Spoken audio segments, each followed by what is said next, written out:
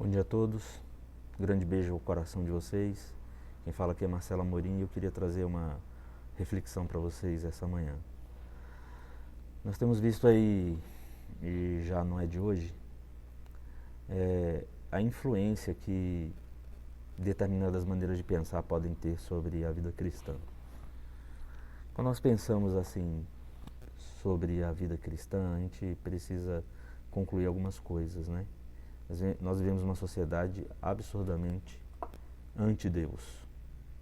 Uma sociedade que a cada dia se afasta mais, uma sociedade que cada vez mais despreza a pessoa de Deus.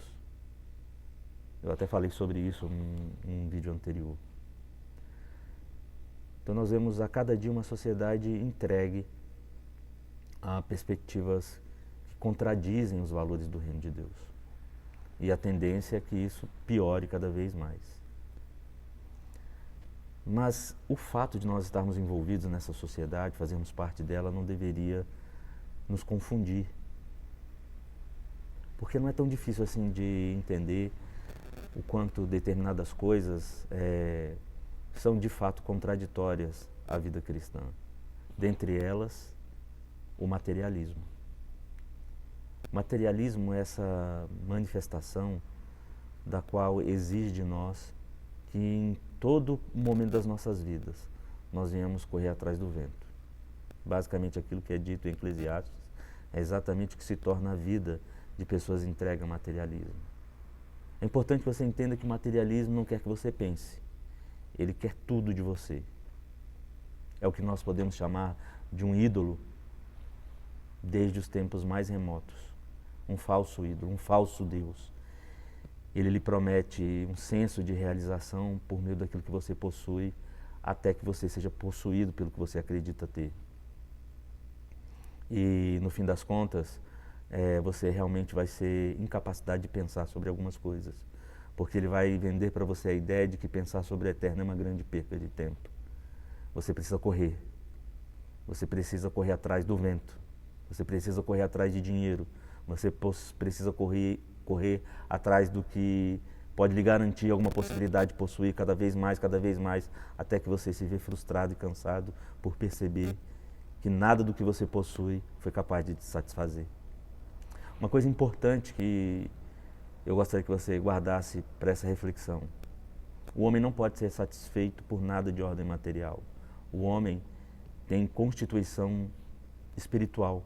Isso indica que em algum determinado momento da existência ele vai se deparar com a imortalidade, seja no ambiente da salvação ou no ambiente da condenação. Mas por ele ser constituído disso, uma coisa é certa: nada de ordem material poderá satisfazê-lo. E a prova disso é que quanto mais você tem, mais você quer. Hoje a pessoa tem um salário de 10 mil, daqui a pouco ela quer um salário de 15, ela comprou um carro hoje, amanhã ela quer outro, ela tem um esposo, uma esposa hoje, no outro dia já não a satisfaz mais. Porque inclusive pessoas são, pelo menos enquanto estivermos aqui, envoltas de matéria. E coisas envoltas de matéria não podem realmente satisfazer esse ser que é o homem, que tem constituição espiritual, que parte dele é espiritual.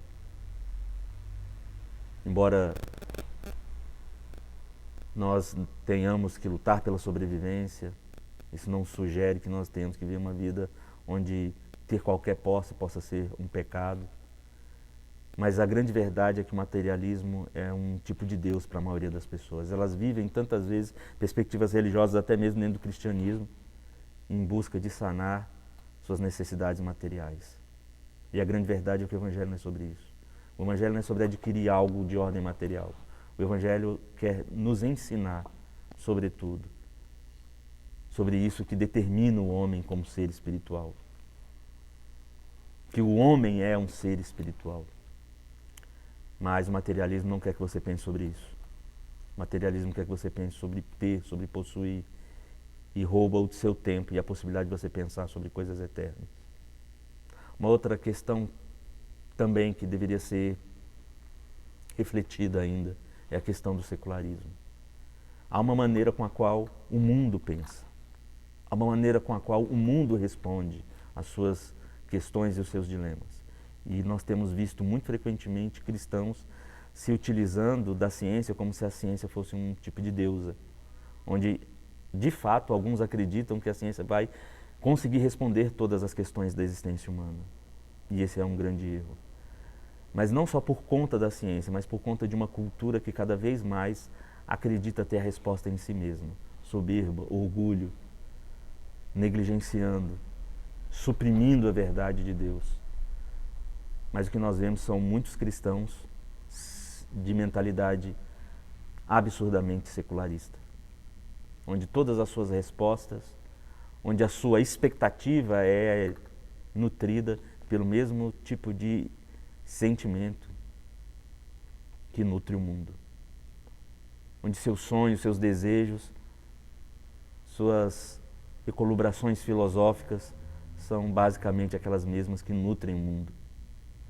A grande questão é que se você pensa como o mundo, se você tem uma mentalidade secular, se a sua cultura basicamente é essa, se você pensa como o mundo, você é mundo. E por mundo nós definimos uma cultura que de fato se opõe declaradamente contra Deus. Mas esse também tem sido um tipo de ídolo para muitas pessoas. Uma outra questão ainda que nós poderíamos pontuar aqui seria o relativismo. Então não existe mais verdade absoluta. Muitas vezes eu pergunto em pregações, em algum momento onde eu possa estar num ambiente com um determinado número de pessoas, se o cristianismo, se o evangelho é a verdade absoluta, e o que eu percebo da parte das pessoas é um nó na garganta. Não existe mais verdade objetiva, não é mesmo? Pelo menos para um grupo de pessoas. Então, para algumas pessoas, de fato, elas se dizem cristãs, mas o cristianismo não é uma verdade absoluta para ela, porque ela está tomada pelo relativismo, onde em todo momento as coisas podem ser ressignificadas, a própria Bíblia pode ser reescrita, reeditada para satisfazer o paladar de pessoas que têm a verdade do Evangelho como algo indigesto. Então eu diria que essas três coisas têm de fato consumido a mentalidade das pessoas. O Evangelho nos propõe, igreja, uma mudança de mentalidade, uma mudança de entendimento. E essa mudança de entendimento sugere que nem o materialismo, nem o secularismo, nem o relativismo possa de fato afetar a nossa maneira de enxergar as coisas. Paulo fala dessa mudança de mente e que essa mudança de mente ela não se restringe a mero intelectualismo, mas ela exige de nós que façamos da nossa vida um sacrifício vivo.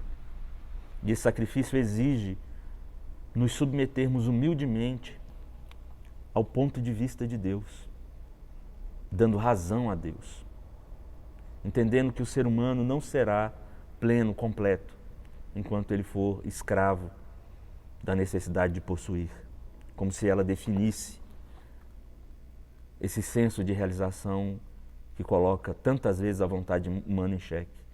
Essa vontade de possuir só é de fato realizada quando nós nos realizamos em Deus, porque o ser humano foi criado para isso. Enquanto nos permitirmos sermos talvez seduzidos pelo secularismo, com sua proposta filosófica tão rebuscada e sofisticada, mas que não traz nenhuma resposta para o dilema humano. Nenhum humano se tornou melhor pela proposta do secularismo. Nenhuma filosofia secular trouxe qualquer resposta para o ser humano. Ele continua no dilema.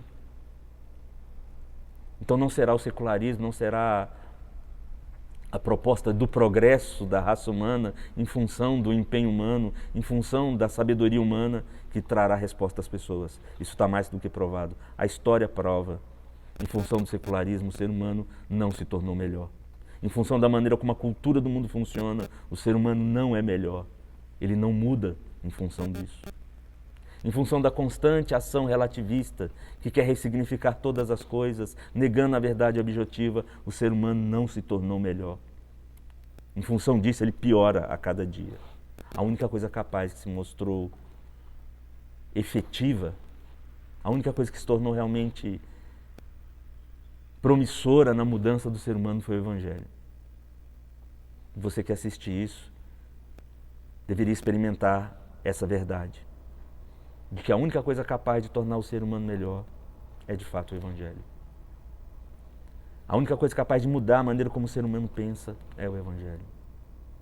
E eu deixo para você essa mensagem, para que você que é cristão pense sobre a sua relação com essas coisas, e para você que não é cristão e que tem buscado a possibilidade de uma mudança efetiva, entenda, ela só é possível por meio do Evangelho. Então deixo aqui a minha mensagem, e um bom dia, e um beijo no coração de todos. Fiquem com Deus.